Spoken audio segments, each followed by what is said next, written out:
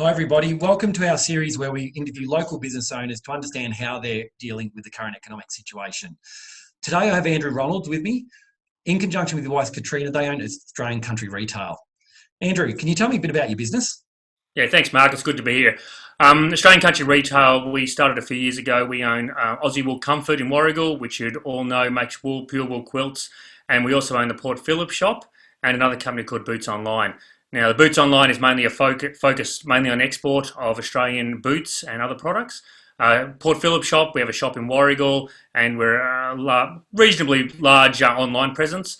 And of course, Aussie Wool Comfort, we're a manufacturing company here in Warragul and have been here since 1989. So we've got a bit of heritage there and good Mm, local connections. yeah, great. And now, Andrew, as a retailer, you would be impacted by COVID-19. So with the outbreak, what happened to your business? I was saying to someone last night, it was like someone turned the tap off. It came to, I think, the second or third week in March, and literally all sales just dried up. There was absolutely nothing. And I can remember getting home for Katrina saying, there's virtually nothing. And the few little orders we had were for pairs of socks or something like that, or maybe a pillow here and there. We looked at that and we thought, well, what are we going to do? So, we put some things in place, which we'll talk about in a moment. But it was pretty hard. Yeah. To be honest, some of the things we'll talk about in a moment did make a difference, and in a few weeks, after a few weeks, it did turn around. But it was pretty devastating. We talked to our staff, and we're like, we just don't know. They were all very worried. We just didn't know what was going to happen at that stage. Of course, the government hadn't announced anything. We knew they'd do things. We didn't know what that was, and we didn't even know whether we'd be allowed to be open or not. We have, a retail outlet. Was that going to be shut? Was it not going to be shut? How do we even get product? We'd imported product, some products from China in the past, and we found them, they just stopped over January. You couldn't get anything. Is the same going to happen to Australia? And of course, we didn't know.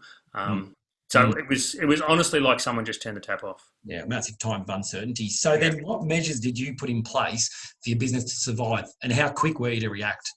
Well, apart from that time where you go home, you just think the whole world's going to collapse and you're going to go broke tomorrow.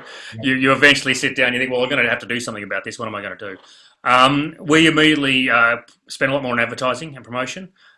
We already had very, well, reasonable online presence, so we pushed that very hard.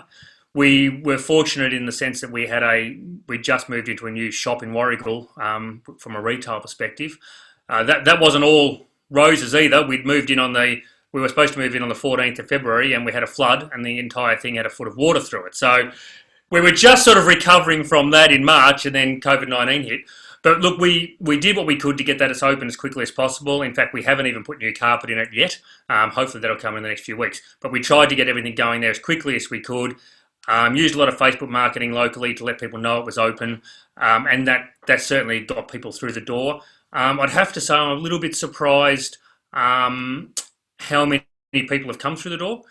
Even when we were, in more of a lockdown than we are now, we had a lot of people still coming into the shop.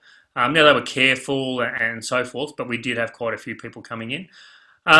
So look, we basically just buckled down, spent more on promotion, particularly pushed some of the things that people were talking about, the Australian made, and we found that particularly with Aussie Wool Comfort, the Australian made has been a really big thing. And of course, one of the advantages I guess we had is some of the what I'm going to call cheap Chinese competitors.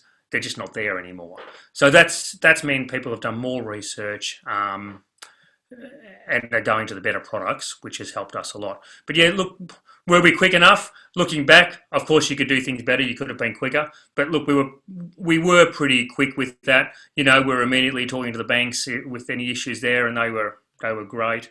We had capacity there, which was good.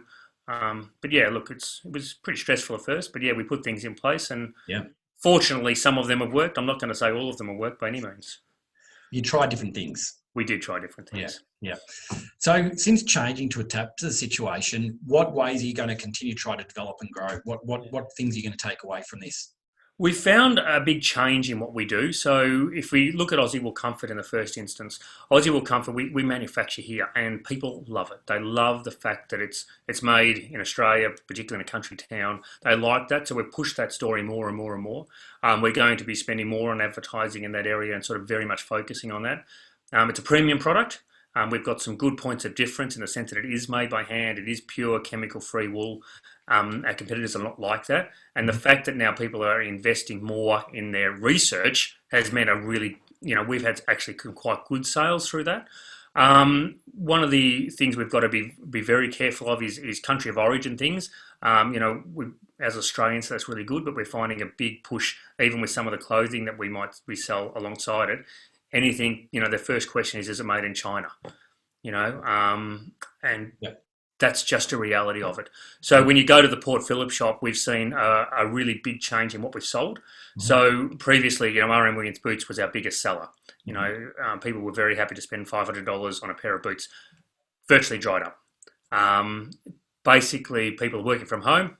They need UGG boots, which they're buying from us too, which is great. We have some great UGG boots on sale. But they weren't buying RM Williams boots. Overseas, the Boots Online is mainly overseas. And again, it dried up, not quite as much.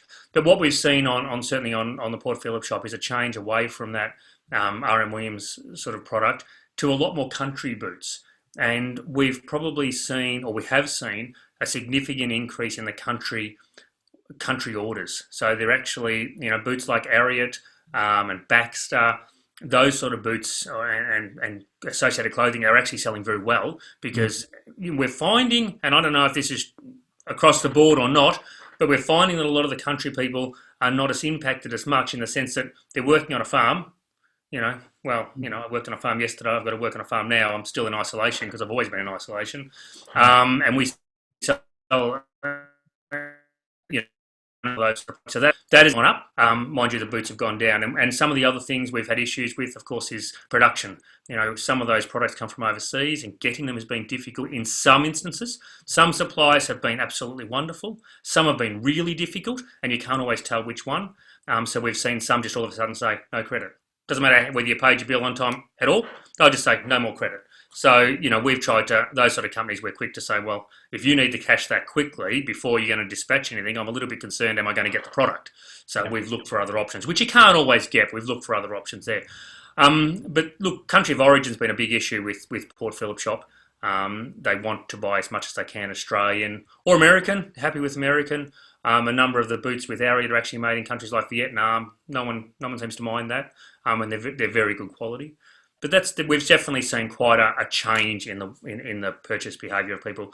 We have seen since the RM Williams factory closed, that made a big impact on us. People all of a sudden were like, well, what are we going to do? Now, one of the questions before was, what did we do? We went and bought lots and lots of stock. So we have an enormous amount of stock of RM Williams boots, so people can get them very quickly. So that's helped us, and it'll help us going forward. The factory's now open, but it's slowly producing, if that makes sense, where we've got production. So, I guess that's what we're trying to do. We're trying to develop, but the whole landscape's changed, Mark. The bricks and mortar stores, a lot of them are still closed. The online stores, a lot of them are very, very competitive, particularly the really big guys. We're relatively small. But it's certainly been a challenge. Yes, absolutely. Look, and what I think is important out of that, and if those people are watched our series with IJ and Erica on marketing, one thing Andrew talked about there was spending more with advertising and promotion. So didn't take a step back, but actually stepped forward to make sure you were present. So I think that's a really important point that you've made there, Andrew, about how you guys went about that. And the fact that you stayed open as well. You stayed open. I'm sure you kept all the relative social distancing, but you stayed open and were there for your customers. So there are a couple of key things I noticed from there, Andrew. So thanks for that.